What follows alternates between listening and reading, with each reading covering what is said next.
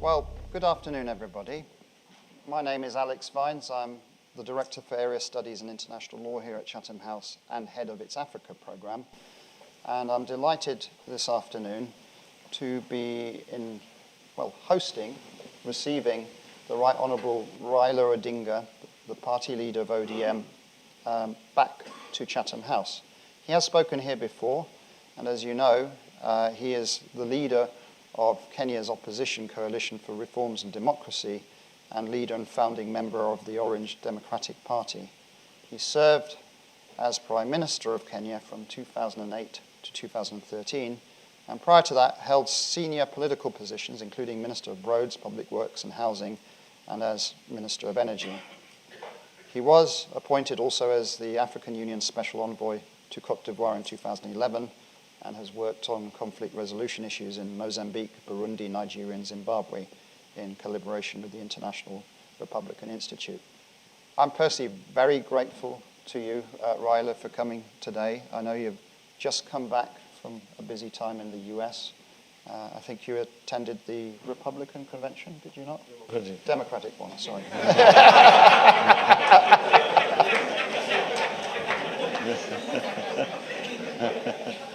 You see, when I was reading International Republican Institute, I was thinking maybe you did both. So, the Right Honourable Raila Odinga is going to be talking about the importance of democracy in Africa, Kenya's experience. And this, obviously, is a meeting that is fully on the record. You've got journalists at the back that are filming us. So forget anything you've ever heard about Chatham House rule, because it doesn't apply right now. So, Raila, I don't know if you want to sit or stand at the podium, but over to you. I prefer to stand. Please do that.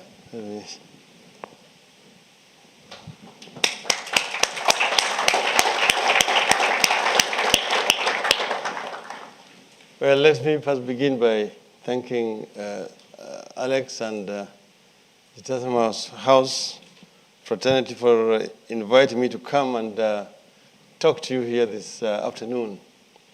As he has pointed out, I'm coming from the US, where I attended the Democratic Party convention, which is ending today.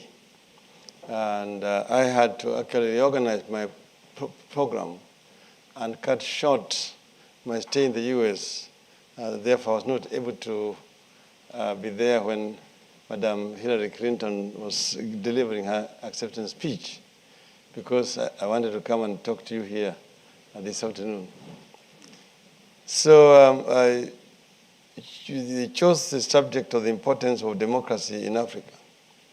This is my second time talking to you people here. Maybe the audience has changed a little bit. I was here in 2012 when I addressed an audience here. Now, let me begin by those who don't know me or are familiar with me, that by stating clearly from outset that I'm talking to you as a Pan-Africanist and an Afro-optimist, as opposed to Afro-pessimists.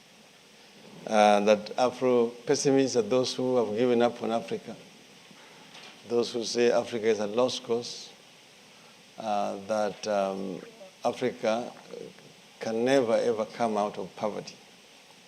But Afro-optimists are those who believe in the ability of the African people to develop Africa.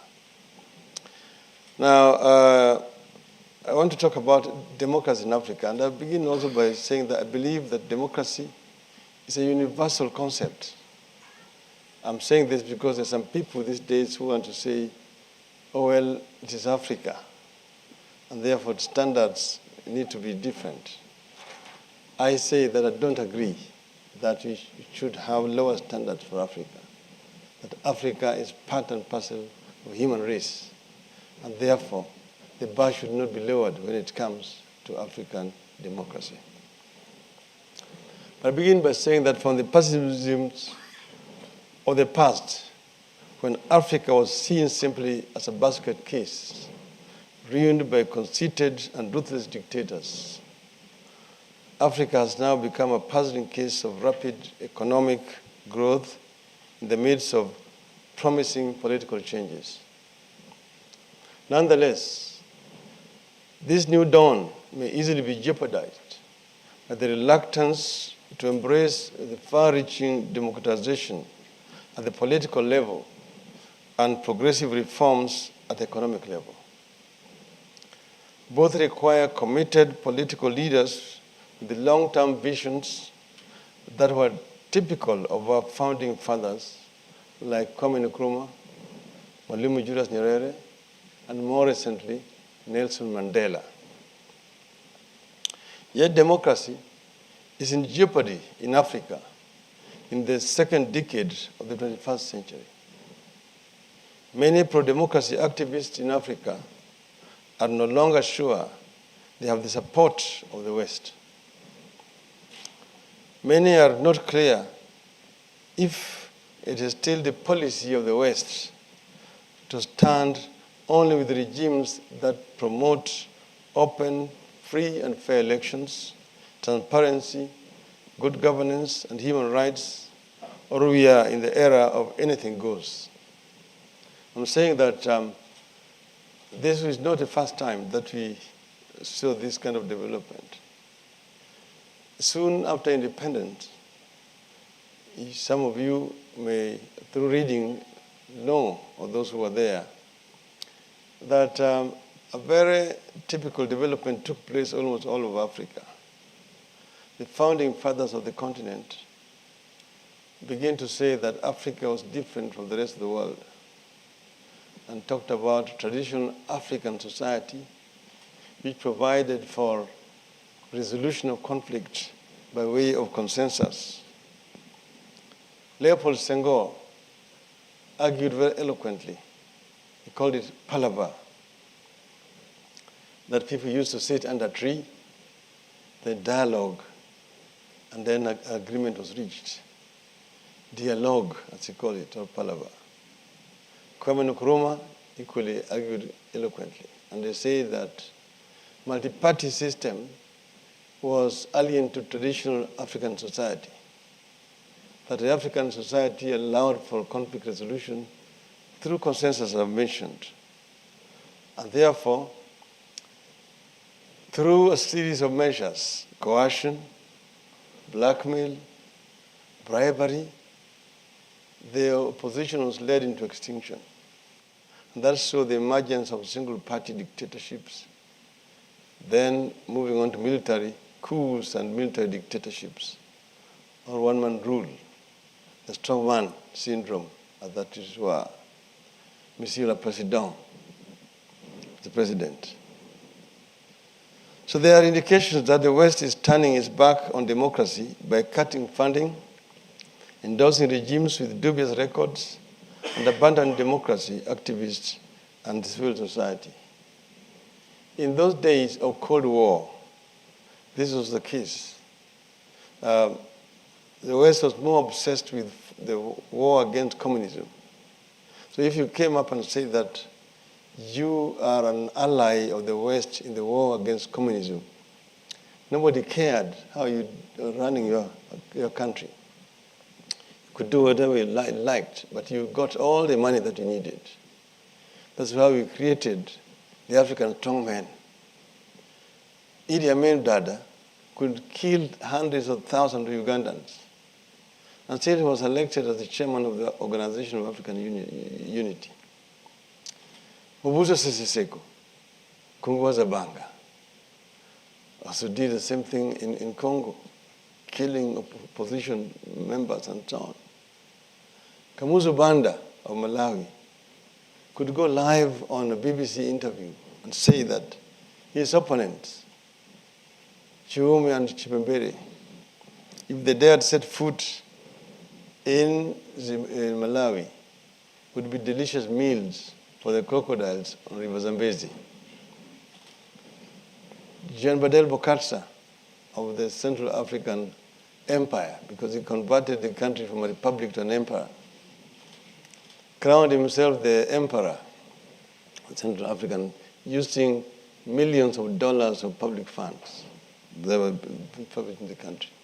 So what I was saying is that this had happened It was only with the fall of the Berlin Wall, when the wind of change began to blow in Eastern Europe, that it started also blowing on the African continent, bringing down these dictators, the single-party military regimes, and reintroducing political pluralism on the continent of Africa.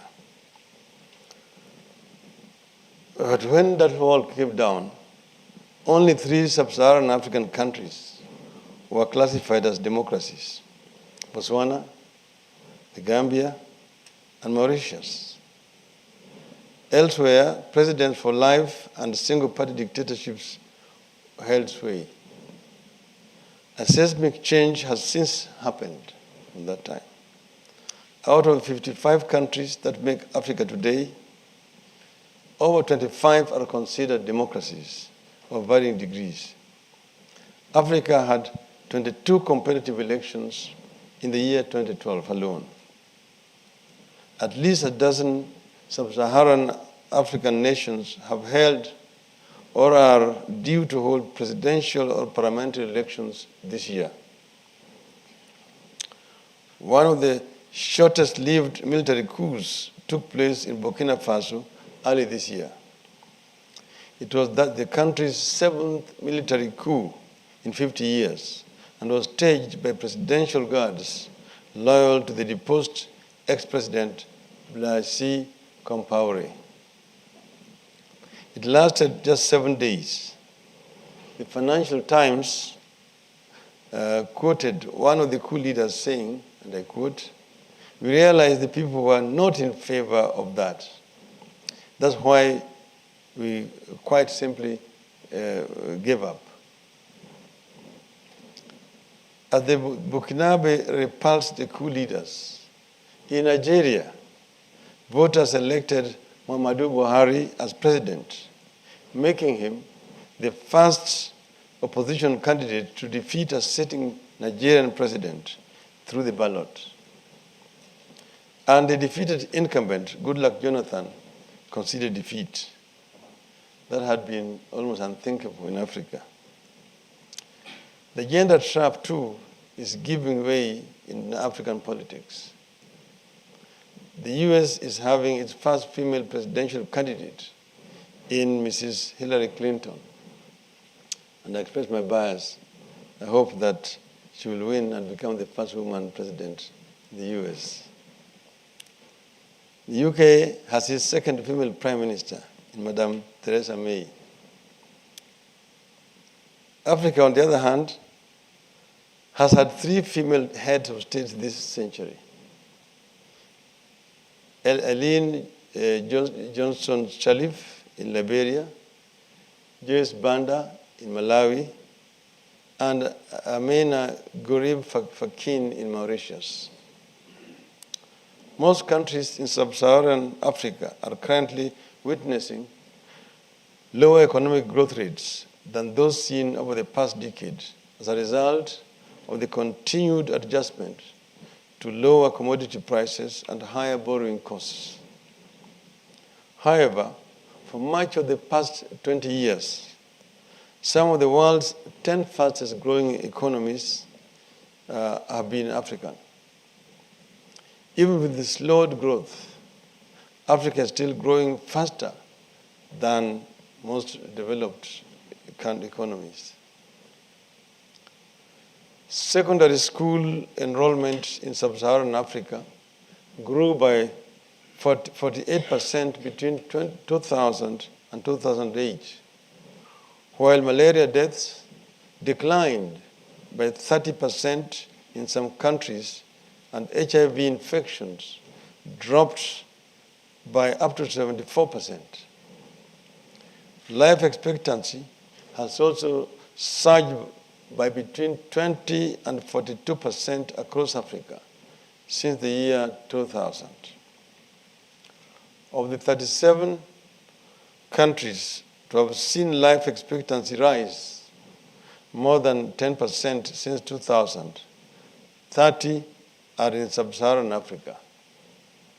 In Malawi, for example, life expectancy rose from 44.1 years in 2000 to 62.7 years in 2014, according to the World Bank records. In the past decade, real income per person increased by more than 30%. In the previous 20 years, it shrank by nearly 10%.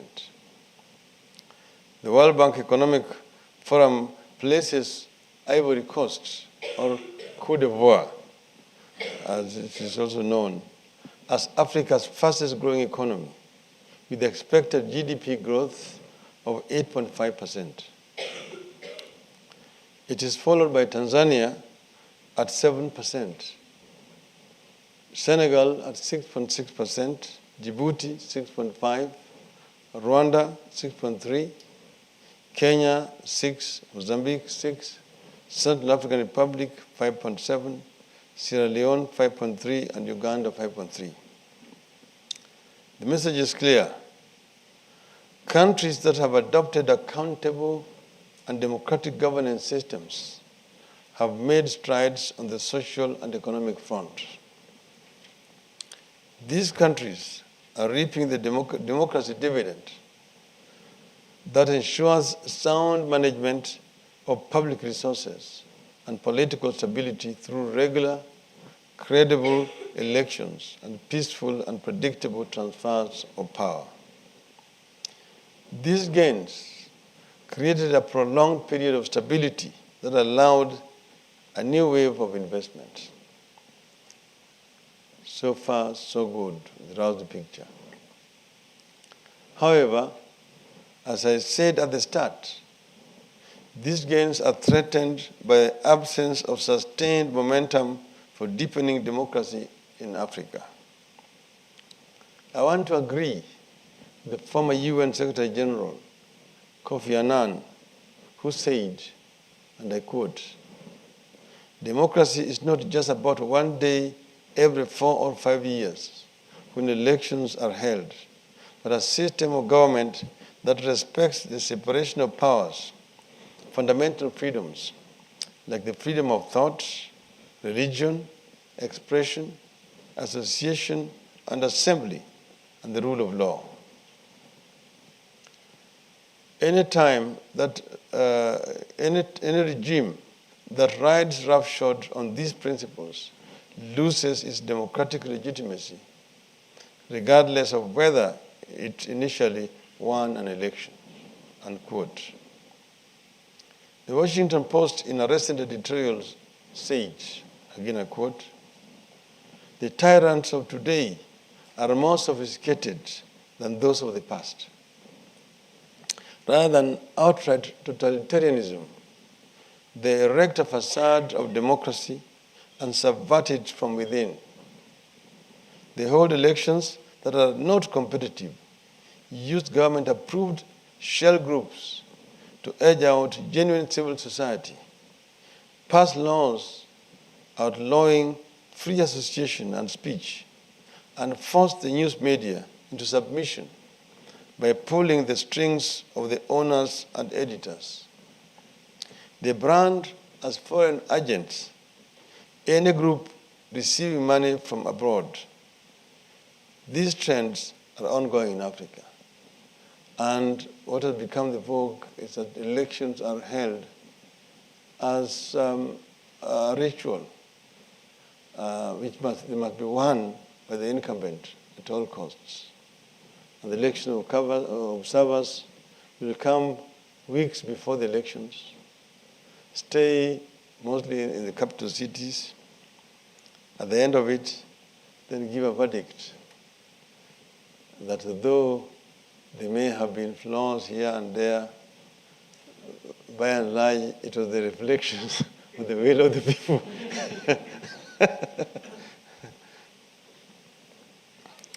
Regular multi-party elections have not translated into good governance and respect for the rule of law and fundamental freedoms. That's why there's new thinking that rather than focus on elections alone, there's need to focus on building freer societies separation of powers, independence of the media and the judiciary, devolution of power and resources, restriction on presidential power and respect for term limits. While the West has previously underwritten democracy, it appears to be pulling back.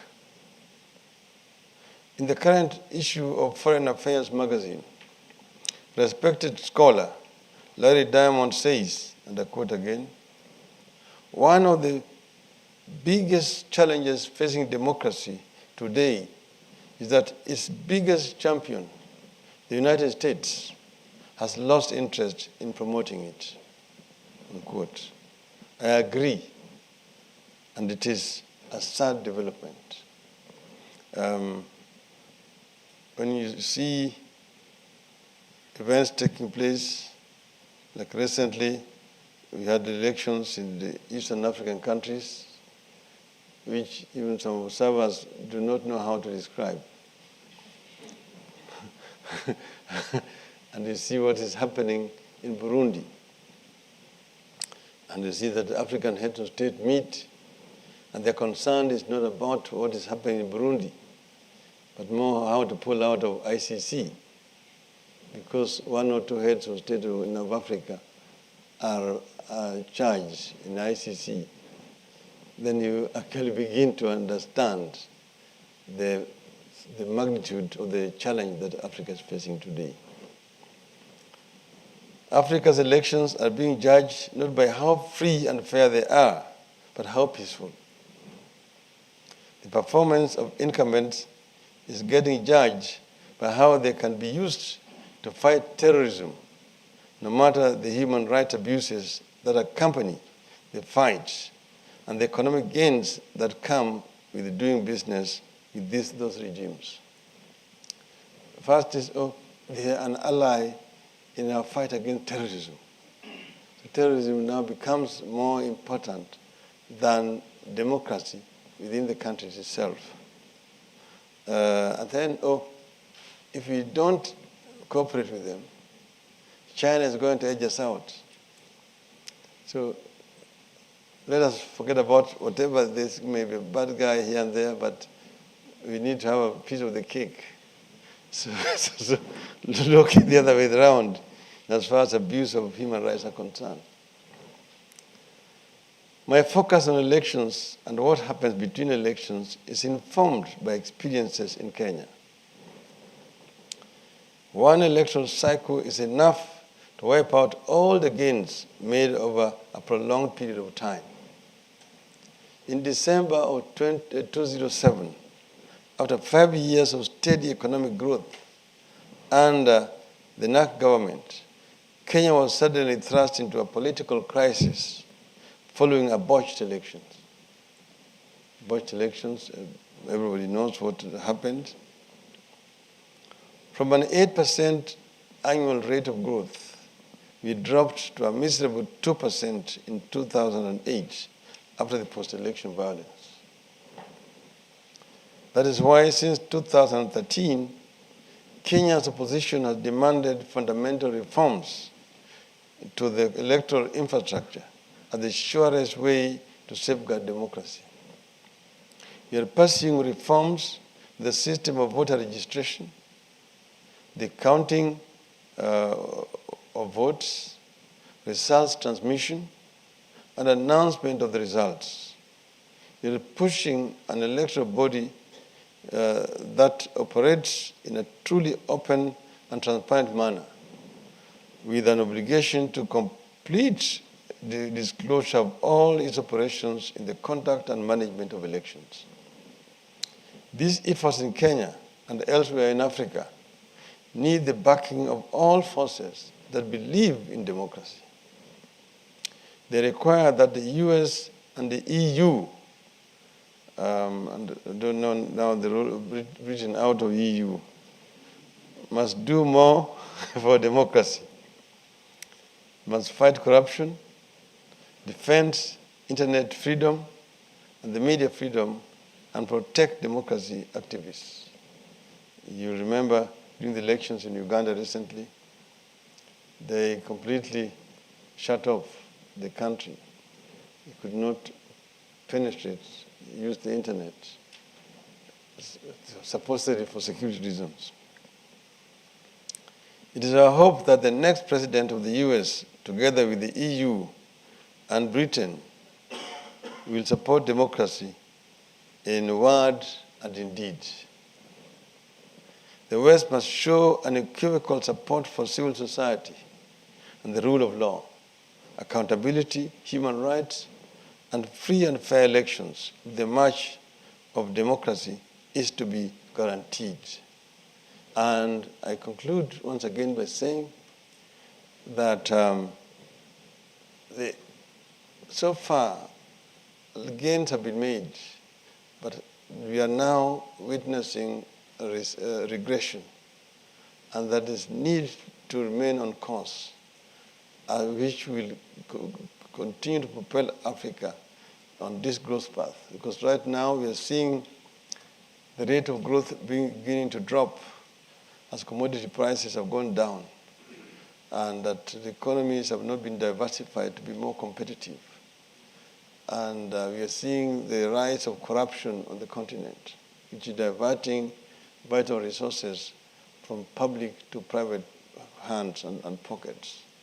And therefore, it is important that we continue on the path of reforms to ensure that this growth is sustained for the benefit of the African people now and the future generations. I thank you.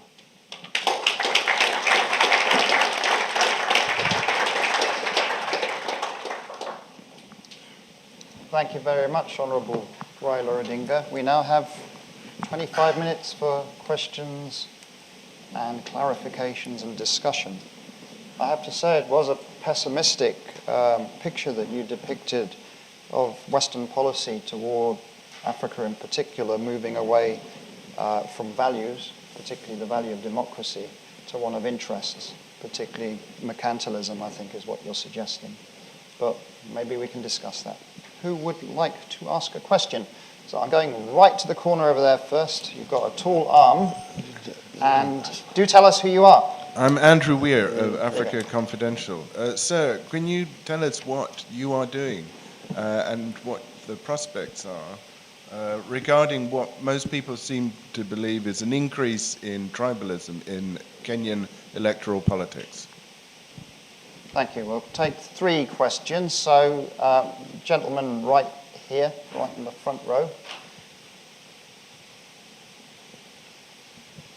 Conor Gaffey from Newsweek. You've obviously just been at the Democratic Convention in America, and you said about the US having to support democracy in word and deed. Do you think that both the presidential candidates, Hillary Clinton and Donald Trump, would be able to do that? Thank you. Gentleman right here on the corner. Thank you very much. Godson Azu from London Political Summit. I'd like to find out, sir, you sounded very optimistic about African democracy.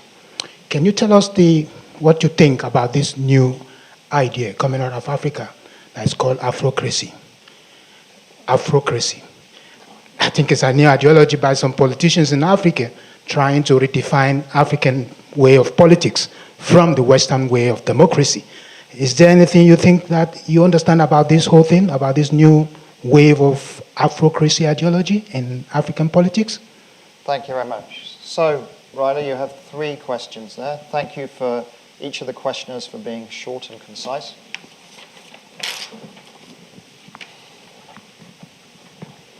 First, on the issue, the role of tribalism in Kenyan politics. This has got historical roots. It actually started from after independence, the way the country has been governed. During the struggle for independence in the country, people were very united as one people against the colonial system, the colonial rule, as it were. Because to the British colonialists, everybody was just a bloody African. Bloody African. So this, of course, made the people to come together to fight and remove the colonial masters. Unfortunately, the nationalist movement split immediately after independence. And when we say the role of the elite in politics, because it is the elite which use ethnicity or ethnic discrimination in competition for resources in the country. And you find that the leadership will surround itself with an elite from their community and say, oh, we are the ones who are in power, and these people want to take power from us. So it becomes us versus them. And that is the genesis of tribalism in Kenya. The British had tried to use it slightly toward the end in what you call divide and rule, but it became more enhanced after the independence. You contrast Kenyan development with that of Tanzania. When you had the Mwalimu Nyerere, a Pan-Africanist, who created higher values to which people could aspire, and promoted what was called Tanzanianism, or Tanzania, as he called it, or Tanzania, so that people were united as one people, and there was no ethnic discrimination in Tanzania. So I'm telling you about the historical background of ethnicity in Kenya. It is still a factor in our society today. It is still being used by descendants of those who introduced it in our country's politics. Therefore, it's not a factor that you cannot ignore. But ethnicity in itself is a major impediment not only to integration and unity of a country, but also to its development. Whereas people with talent are discriminated upon merely because they come from this community and this other community, and mediocrity is promoted. Basically, disillusionment begins to reign. People become disillusioned.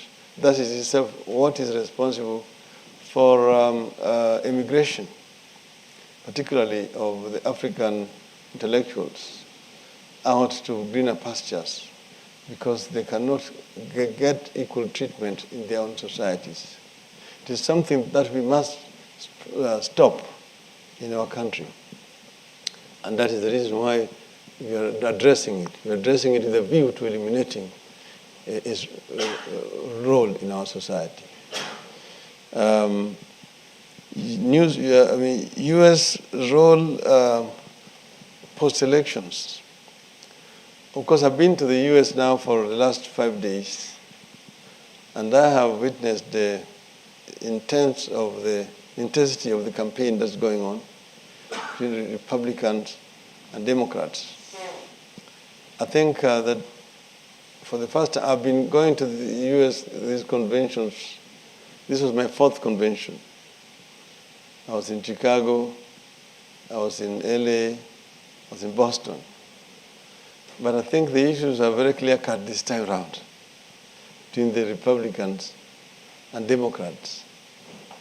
I don't know that if Republicans have a policy on Africa. If they have, I did not hear it. But I believe that there may be some positive changes if the Democrats win. I've had the opportunity to discuss with senior Democrats like senators, like Senator Kuhn, Christopher Kuhn, who is been on Africa or on Foreign Relations Committee.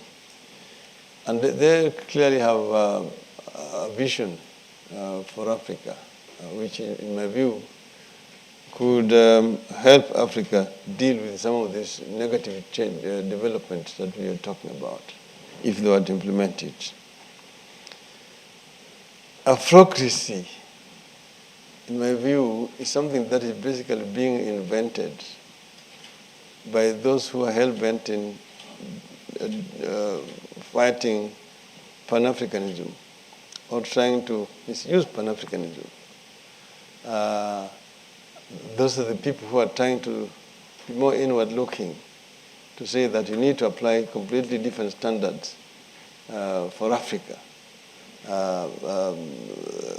Therefore, you see that the leadership is forming a kind of a bond that will lower standards in Africa, trying to basically defend themselves.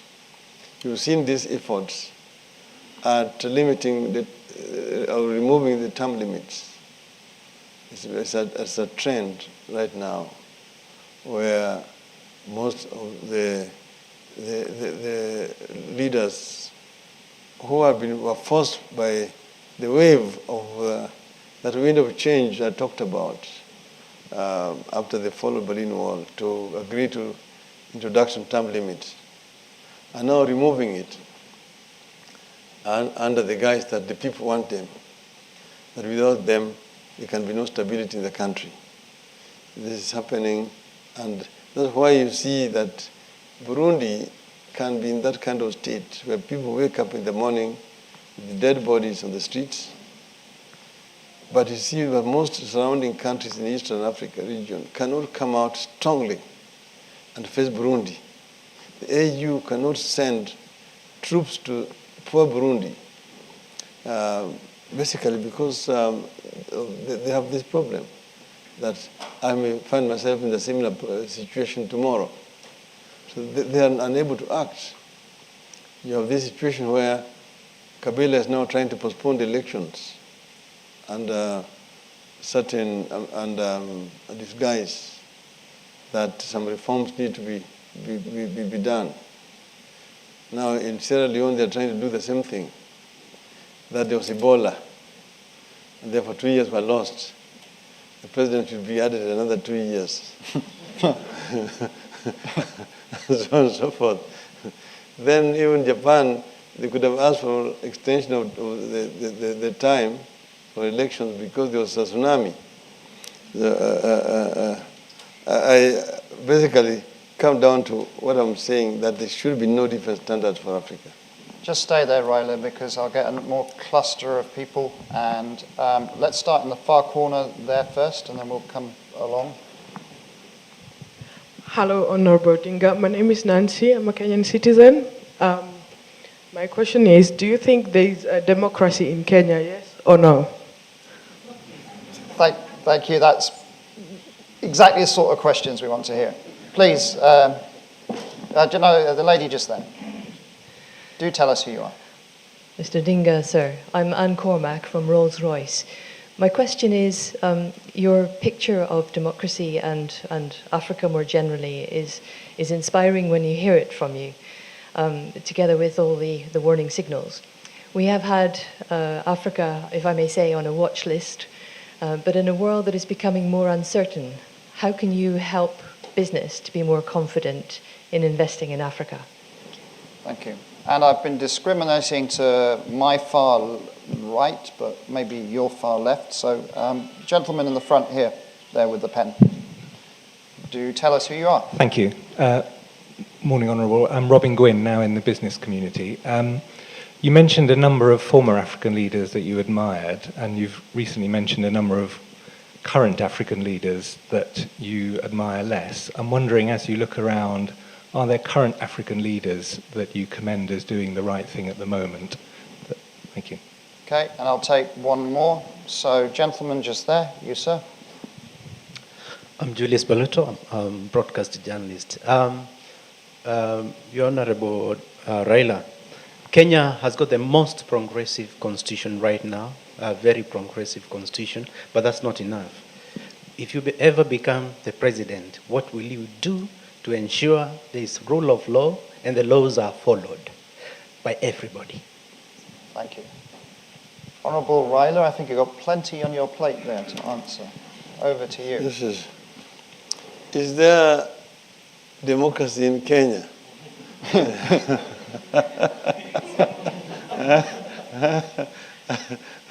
It's a $2,000 question. I think that can even be tied to the last question. I'm going to combine them because they talked about the rule of law, what we can do. It is true that we did reforms in the country. We came up with a new constitution in 2010, which has been billed as one of the most progressive constitutions, a very comprehensive Bill of Rights chapter in our constitution. But you see, the thing is that the constitution is a document. Its implementation is another matter altogether. You have a situation where you have got people in power who don't believe in that constitution. They actually opposed it during the referendum. And what they've been doing is trying to subvert it. Through legislation, you have had several subsidiary legislation brought in and passed by Parliament, which are in effect trying to amend the provisions of the Constitution. Like, for example, the Bill of Rights itself. Under the guise of Security Laws Amendment Bill, they came up with provisions that are aimed at muzzling the media, for example, restricting the freedom of speech and movement, and so on and so forth. Some of these amendments, which are illegal, have been challenged in court. Luckily, the judiciary, to a certain extent, works. So we have had some of those amendments overturned by the courts. But, and even the devolution, we have, for example, provision for devolution in our country. You're having a problem. I'm told a governor addressed an audience here. I hope he told you the kind of problems they're having with the flow of resources to the devolved units, how they're being starved of funding by the national government. So if you take this together, you would say that the Kenyan democracy is on hold. It is on hold. You ask, what do we do? Because democracy is about strong institutions which are working. So what I would do would ensure that these institutions are working. Because individual human beings always tend to do the wrong thing sometimes. But if you've got strong institutions, the institution will correct them and weed out the wrong people generally. This, I think, is what's happening in this country. Because it's not that, if you talk about corruption is everywhere. See, but what is different is how it is dealt with if it is discovered. You have a typical case here where a British firm was contracted to print ballot papers for the Kenyan Electoral Commission. The officials of the Kenyan Electoral Commission demanded that they be given a bribe before the award of the contract. And this company is called Smith and Osman. The officials gave a bribe to officials of Kenyan Electoral Commission. The Serious Fraud Office in the UK investigated this matter and arrested the officials of this company, Smith and Osman, and they were prosecuted here in the UK. I think one or two of them are in jail. But back in Kenya, the recipients, the ones who demanded or who made it a condition for awarding of the contract, are working scot-free. And the Ethics and Anti-Corruption Commission in Kenya are saying they have no evidence to prosecute these people. So you see the double standards. So that is what makes this country different from Kenya. And investors in Africa, yes, Africa by and large today still remains one of the most profitable places to invest in. What we've been talking about is to making it even more safer for people. Because during this period I'm talking about, from the 90s, after the fall of the Berlin Wall, that period has seen the highest rate of growth on the African continent. From in the 90s and after 2000, 2010. This is the growth which is now beginning to again slide back. This is because there have been also, the societies became more open and more attractive to FDIs. A number of the private companies came and invested on the continent. But then corruption is now on the increase, which of course, scares away investors from the continent. And that's why I'm talking about building stronger institutions, because they say it's very too costly to do business in some African countries today. So we want to create an enabling environment that will attract more investment on the continent. And here, there's the issues like security, infrastructure, bureaucratic red tape, and corruption, which are major factors which scare away investors on the continent. Do I know progressive leaders on the continent? Yes, there are some progressive leaders in the continent. One of them is Mr. Kama of Botswana. And the way you see, Botswana is one of the fastest growing economies on the continent. And he's the only one who stood up when the AU was saying, let us pull out of ICC en masse. Said, no, look at what is wrong with you, rather than blaming the ICC. Because there's been this blanket condemnation of ICC that is targeting African leaders. I say that is hogwash.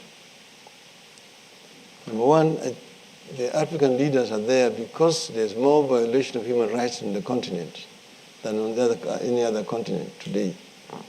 Secondly, African leaders who are charged in ICC were referred there by Africans themselves. So ICC did not target Africa. Mr. Taylor took refuge in Nigeria. He tried to escape. Nigerians arrested him and sent him to The Hague. Mr. Bemba of DRC is there because of Kabila, the complainant. Mr. Kagame took General Nkunda, put him on the plane and sent him to The Hague. Mr. President Gbagbo, the former president of Cote d'Ivoire, I was involved in negotiating peace in Cote d'Ivoire, and I pleaded with Mr. Gbagbo to agree to hand over power because, in my view, he had been defeated. He refused. And then the palace was stormed, he was arrested. Ultimately, he was sent to the ICC by the government of Cote d'Ivoire. But I went there with a pledge to offer him a refuge in the United States of America, which he refused to accept. In our own case, we brought a bill to Parliament to set up a local tribunal to try the suspect of post-election violence.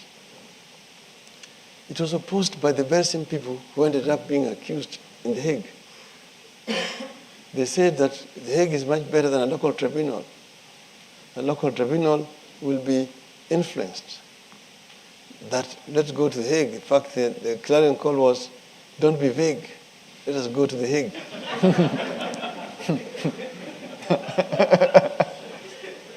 So this is a complete nonsense saying that ICC is targeting African leaders. But Kama stood out to say no.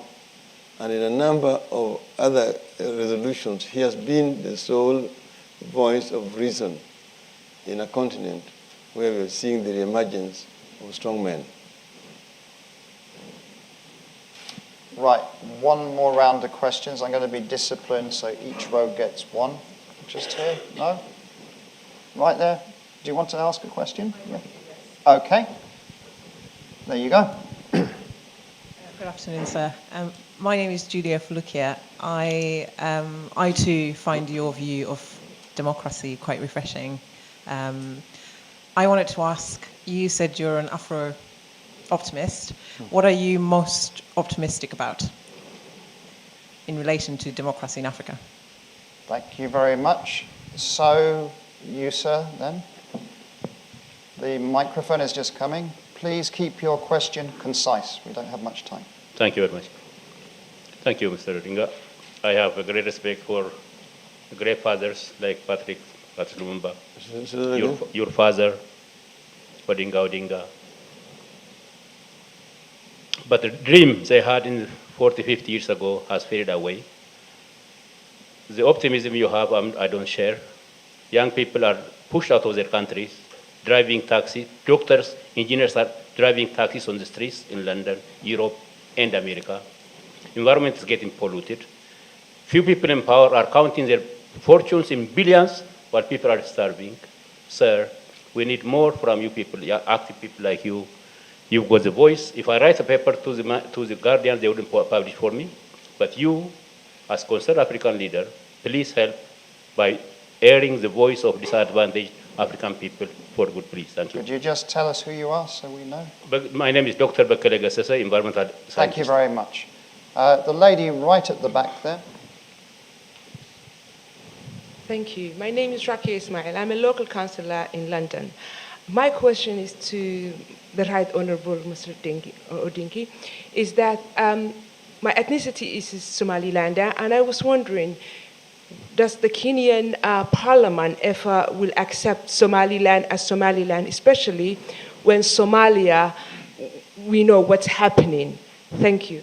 Thank you very much. And sorry, we're running out of the time. So the gentleman right at the back there, you said, no, right there. Final question. Good afternoon. My name is Zachary. I'm a Kenyan student here at London School of Economics. And my question to the Right Honorable Prime Minister, you mentioned something to do with brain drain.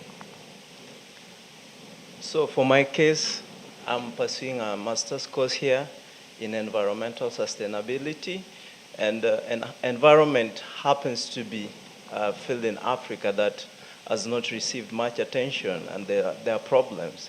But unfortunately, I'm almost completing my course, but there are no government programs to absorb the skills that we've gathered here. So as most of us sought to join corporations and other international organizations, but we never have the opportunity to work directly with the government. So as an opposition leader, are there programs that you can forge that might help absorb skills before they are diverted somewhere else? Thank you. Thank you very much. Sorry, we've run out of time. So, Honourable Raila, if you could answer those 4 questions. Yes, Afro-optimists, what are we optimistic about? They say that there's always a light at the end of a tunnel.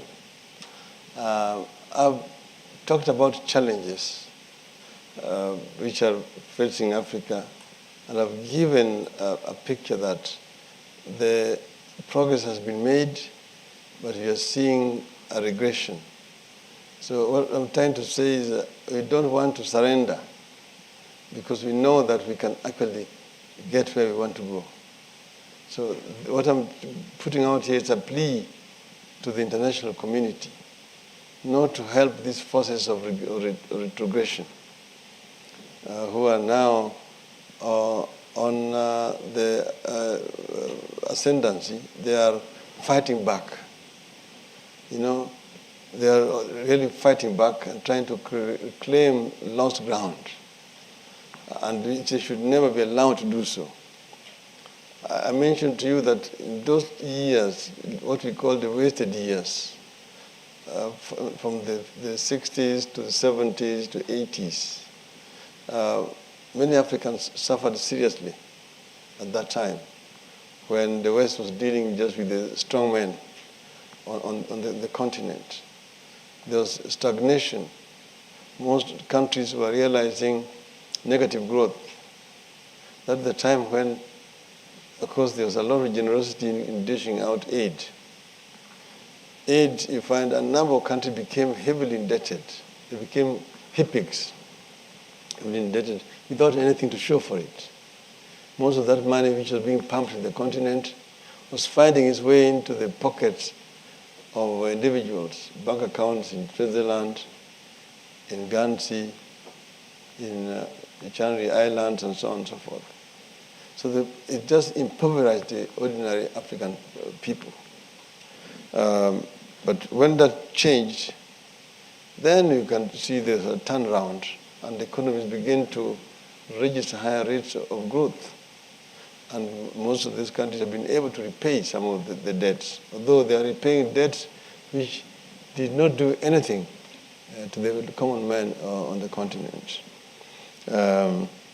So I am optimistic that ultimately the forces of progression, of progress, will succeed.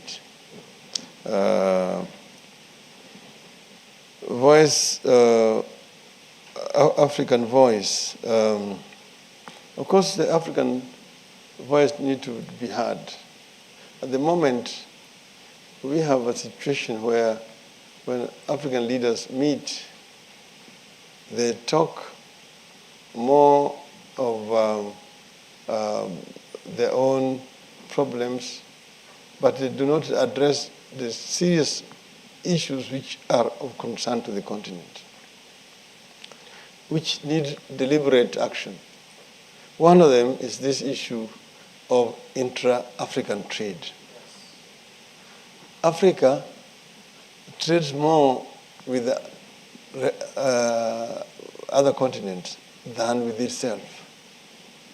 When you look at Europe here, Europe trades more within itself than with the outside world. You see, the intra-African trade is estimated to be worth about $2 trillion today. But very little of it is being used. Why? Because lack of infrastructure. And this requires a deliberate effort by the African leaders themselves. At the beginning of the last century, there was a Boer in South Africa called Cecil Rhodes. Cecil Rhodes conceived this idea of a trans-African highway from the Cape to Cairo that should be constructed. Today, it has just become a pipe dream. Nobody has thought of making it a reality. It is how did they develop the American continent? Deliberately, by constructing rail lines from the east to the west and opening up the interior for development. When I was the Prime Minister of Kenya, I came up with this idea of what we call LAPSET. LAPSET means Lamu Port. There's a small port in Kenya called Lamu. We wanted to build a port there. Lamu Port, South Sudan, and Ethiopia transport corridor. To construct a railway line from Lamu to Juba in South Sudan, and another one branch to Addis Ababa. But that was phase one. Phase two is to extend that railway line to Bangui in Central African Republic, the Congo, up to the Cameroonian port of Douala. That will create a land bridge linking the Atlantic Ocean and the Indian Ocean and opening the interior of the continent. Then Nigeria can hook in, Chad can hook in, Niger, and so on and so forth. Because how does Kenya, for example, trade with the Central African Republic? Just behind up there. Or with Chad, or with Nigeria. You have to go around the coast, the Cape Coast, that is Cape Town, up. By the time you reach West Africa, Europeans are much faster than you there. This is just behind. These are things that can be done. These are the issues which should be discussed at the conferences of African Union. At least one positive thing they did this last time is to come up with Pan-African passport, which if you now have, and I hope they're going to begin to give it on a larger scale, you can then travel in the continent without having to have visas. There are businessmen, like my friend Aliko Dangote, Nigeria, who want to invest in several African countries. He says to travel across Africa, he has to carry 27 visas. 27 visas. You have a situation where a friend of mine from Nigeria, a business friend of mine, is in Kampala. He wants to come and call on me in Nairobi before he goes to Nigeria. He cannot do it because he does not have a Kenyan visa. A situation where school children, 17-year-old school children from Senegal, fly to Nairobi to come and play. They've been invited by schools in Kenya to play basketball. They're detained at the airport for 2 days and deported back to Senegal. That is Africa for you today. Because you ask yourself, what kind of animals are these? So these are things which must change. And you don't need rocket science to bring those kind of changes to the continent. Okay? Somaliland, I am myself a strong supporter of recognition of Somaliland. And I've said so without fear of contradiction. I've said this, that I've been to Somalia. I was one of the first leaders to go to Somaliland when my late friend Mohammed Egal was still alive. And I saw what they had done at that time. And I know the history of that union between Somaliland and the South, which is not helpful.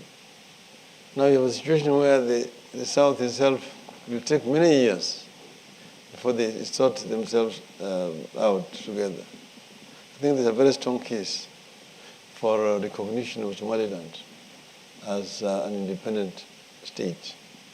But I'm speaking as Raila Odinga, not representing any government. Okay? Yes, Zachary, there is a brain drain on the continent. And I'm not just lamenting, I'm saying there is also lack of recognition of expertise. And that's why you find very many African professionals outside. You go to the US universities, you find very many of them. Like in Kenyan diaspora, you find them in Harvard, you find them in Boston University, in Columbia, in California, in Princeton, and so on and so forth. Because they're not being made good use of. In a situation where you've got Chinese professionals, they come and do research in Harvard or in Columbia, but then they have an arrangement through which they go back to China once in a while and teach in Chinese institutions there, and also do research there, so that they're able to transfer knowledge and know-how back to China. This is a situation which we have not created on the continent, which we can and actually should do. On the issue of environment, we've been saying that, Africa is a victim. But not just a victim, because Africa itself is also a major contributor to environmental degradation. How we have destroyed the forests on the continent. It's a major factor. Right now you find the snow on the top of Mount Kenya is melting away. The same thing with Mount Kilimanjaro. But when you tell them about protecting our environment, it becomes a big issue. Being a Kenyan, you remember my story with the Mau forest conservation and all the other water towers in the country.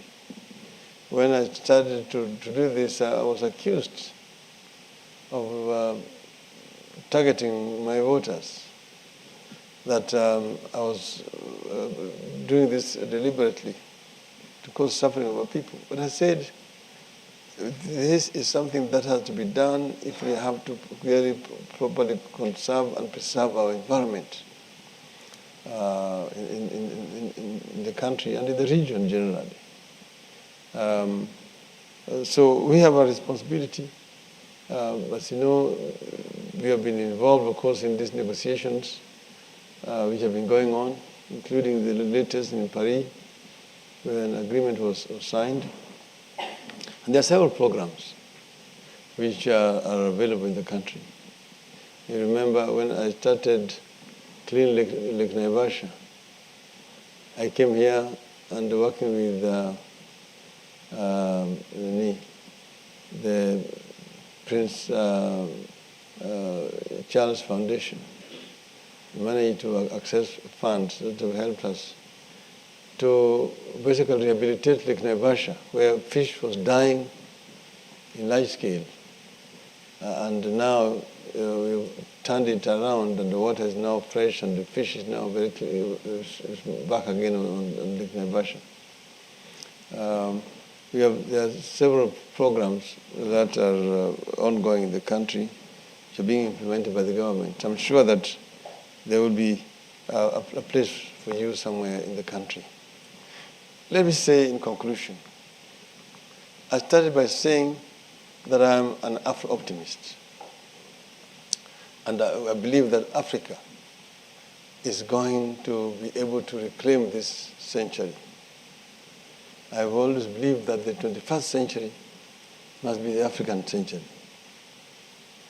And I'm saying that this is the century of the African lion. And the African lion is giving a message to the Asian tiger. The message is that you have danced on the stage for far too long. When I was asleep in the jungles of the Congo, the European bear retreated a long time ago to the poles. And the American panda is also limping now. I am now awake as the African lion. And I am sitting on top of African gold. They're bounded in the east by River Nile. The west rivers, Gambia and Niger. The south, Zambezi and Limpopo. And the east, mountains, Kilimanjaro and Mount Kenya. The west, the Atlas Mountains. Sitting on African diamond, African gold, African bauxite, African oil. And I have what it takes to transform this into wealth for the benefit of the African people. And I will do just that. Thank you very much.